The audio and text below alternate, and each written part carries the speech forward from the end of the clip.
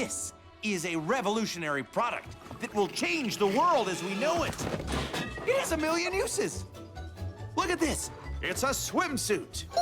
Oh, mud tracked all over your floor by uninvited guests. Wow, the Thneed sure comes in handy for that. Whoop-a-dip-a-po. But wait, there's more. Thanks to its all-natural microfibers, the Thneed is super absorbent. It also works as a hat. J'ai divisé cette vidéo en 3 parties selon les 3 types de personnages qu'on retrouve dans les dessins animés. Premièrement, ceux qui donnent volontairement à des objets une fonction différente de celle qu'ils ont habituellement. Deuxièmement, ceux qui ne se soucient pas de l'objet en tant que tel et de sa véritable fonction, mais seulement de ce qu'ils peuvent en tirer.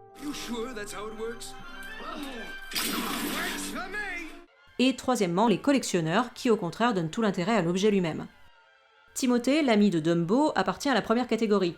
Il donne à l'éléphanto une plume magique, qu'il sait être en réalité une plume tout à fait ordinaire, généreusement offerte par l'un des membres d'un groupe de corbeaux. C'est d'ailleurs le plan de l'un d'eux qu'applique la souris. Il fait croire à Dumbo que cette plume a le pouvoir de faire voler quiconque la tient. Évidemment ici, n'importe quel objet ne pourrait sans doute pas faire l'affaire, et l'éléphant aurait probablement plus de mal à croire Timothée s'il lui présentait une enclume magique. Mais après tout, puisque les plumes font voler les oiseaux, pourquoi une plume magique ne ferait-elle pas voler un éléphant ? Dumbo accepte de tester l'efficacité de sa plume, et comme Timothée l'avait espéré, l'éléphant s'envole, non pas grâce à la plume bien sûr, mais grâce à ses gigantesques oreilles. Dans Tarzan, on retrouve des personnages de la deuxième catégorie. Lorsqu'ils découvrent le camp, Toc et les autres singes ne ressentent aucune admiration pour l'esthétisme des objets, ni aucune curiosité pour leur véritable fonction. La jeune gorille s'exclame simplement « What kind of primitive beasts are responsible for this mess ?» Ce qui évidemment peut faire sourire le spectateur quand il pense à l'état dans lequel les singes laisseront le camp après leur passage. Les objets ne sont que messes, bazar inutiles et ne vont servir qu'à leur plaisir. Peu importe le support, ce qui est privilégié ici, ce sont les sons différents produits par les objets et leur enchaînement qui permet de créer de la musique. Les gorilles ont une position inverse à celle de Tarzan. Alors que ce dernier copie tout ce qu'il découvre grâce aux humains et apprend tout ce qu'il peut d'eux, les singes inventent eux-mêmes une utilisation pour les objets qu'ils ne connaissent pas et restent ignorants de leur fonction première. Ceux que j'ai nommés les collectionneurs, Wally et Ariel, sont bien loin du bazar des gorilles. Dans la véritable caverne d'Ali Baba qu'ils se sont fabriqués, on trouve de tout, mais tout est parfaitement rangé. Ariel montre à Polochon ses 20 tire-bouchons alignés les uns à côté des autres, et Wally a 2 emplacements différents pour les fourchettes et les cuillères. Il ne sait d'ailleurs pas quoi faire du couvert avec des dents mais à la forme ronde comme une cuillère qu'il trouve au début du film. Ils sont aussi intéressés par le côté esthétique des objets que par leur fonction, même s'ils ne les utilisent presque pas une fois entreposés. Ils obtiennent d'ailleurs à peu près le même résultat dans leur recherche grâce à 2 méthodes différentes. Ariel interroge Eureka, censé être un connaisseur des objets humains, et Wally tente de découvrir par lui-même la fonction de ces objets. Tous deux se retrouvent alors employer un objet d'une manière bien différente de celle pour laquelle il a été conçu. À cause d'Eureka, Ariel est convaincu que la fourchette est un peigne et la pipe un instrument de musique. Ce n'est qu'une fois dans le monde des humains et confrontée aux mêmes objets qu'elle est détrompée. Quant à Wally, il utilise un couvercle de poubelle comme chapeau et un soutien-gorge comme lunettes. Tous deux sont bien sûr induits en erreur par la forme de l'objet qui en rappelle un autre. Dans Wally, Eve offre toutefois au petit robot de nouvelles perspectives. Il découvre ainsi que son ampoule peut s'allumer lorsque Eve la prend dans ses mains, et que chaque face de son Rubik's Cube peut être composée de cubes d'une seule et même couleur. Eve semble toutefois plus intéressée par le mécanisme des objets que par leur beauté intrinsèque. Le robot féminin casse un moulinet en le tournant trop vite, et démonte une cassette en sortant la bande magnétique. La fonction principale de ces nouvelles utilisations est bien sûr de faire rire, que ce soit par l'incompréhension des personnages face à un objet qu'ils ne connaissent pas et par leur tâtonnement pour en imaginer l'utilité, ou au contraire par l'assurance dont ils font preuve dans l'utilisation qu'ils font d'un objet, utilisation qui semble tout à fait loufoque au spectateur.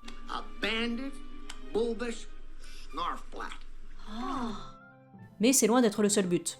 Dumbo a besoin de la plume pour comprendre qu'il est capable de voler, sans compter que tout le monde se moque du petit éléphant et qu'il manque beaucoup de confiance en lui. Il n'y serait jamais parvenu sans elle s'il ne l'avait fait une première fois avec elle, un peu comme un bébé a besoin d'un appui quelconque pour effectuer ses premiers pas avant de les faire seul. Elle n'a aucune utilité concrète dans l'apprentissage même du vol, contrairement à l'appui qui permet au bébé de garder son équilibre, mais c'est un symbole essentiel. Ariel utilise de manière inadéquate les objets qu'elle croit connaître, tout comme ceux qu'elle ne connaît pas, mais les humains ne se moquent pas d'elle pour autant. Au contraire, son intégration dans le monde humain semble en être facilitée. Elle montre une fascination constante pour l'objet qui pourrait paraître le plus banal, et Eric est visiblement charmé par son enthousiasme et sa spontanéité. Quant à Gibbons, le majordome du prince, il conseille à celui-ci d'envisager Ariel comme future épouse. Ariel continue même d'utiliser une fourchette plutôt qu'une brosse à cheveux après en avoir appris la véritable fonction, comme un porte-bonheur pour la réalisation de son rêve d'intégrer le monde humain. La séquence des gorilles détruisant le camp des hommes dans Tarzan est certes très drôle et donne l'occasion d'un petit concert improvisé tout à fait sympathique,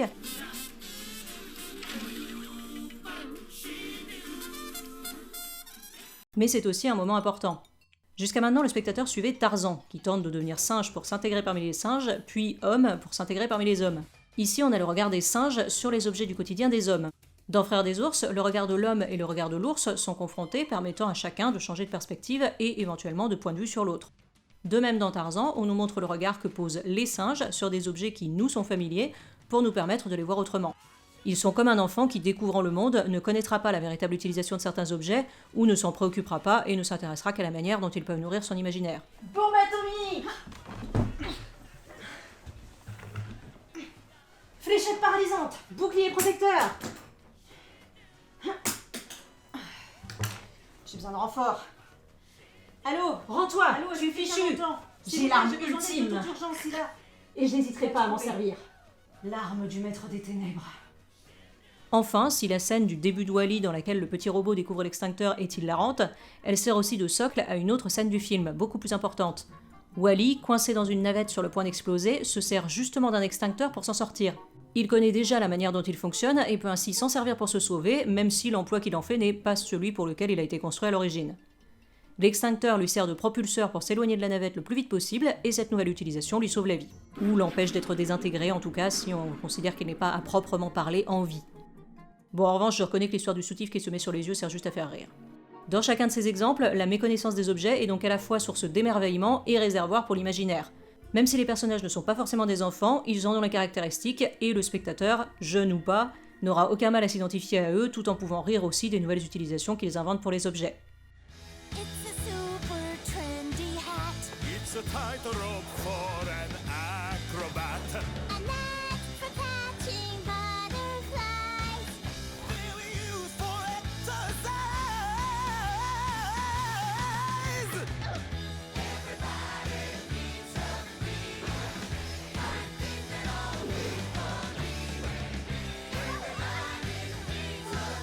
Oh yeah, we're in business, baby. Et là, il s'extrait de la navette grâce à la pression de la mousse qui jaillit de l'extincteur, et il se retrouve dans l'espace, il rejoint Eve et ils partent dans une espèce de danse, de ballet. Lui, il est avec son extincteur, on a l'impression qu'il est en train de tracer une voie lactée derrière lui, il y a Eve qui vole à côté. J'avais vu comme ça, un truc comme ça dans un autre film d'animation, c'était où il y avait un extincteur qui servait de propulseur, en fait, c'est des moutons, ils étaient à l'intérieur d'un cheval, alors pas un vrai cheval, un truc qu'ils avaient fabriqué, et pour avancer plus vite, il passait l'extincteur dans l'anus du cheval pour servir de propulseur comme ça, et on avait l'impression que c'est comme s'il pétait. Ouais, d'accord, bah ouais, c'est pas tout à fait le même style, mais... Non, c'est pas tout à fait le même style. Et tous les trucs là, du coup, ça sert à quoi ? Alors attends, le pouce vers le haut en dessous de la vidéo, ça sert à encourager celui ou celle qui l'a faite pour qu'il en fasse d'autres.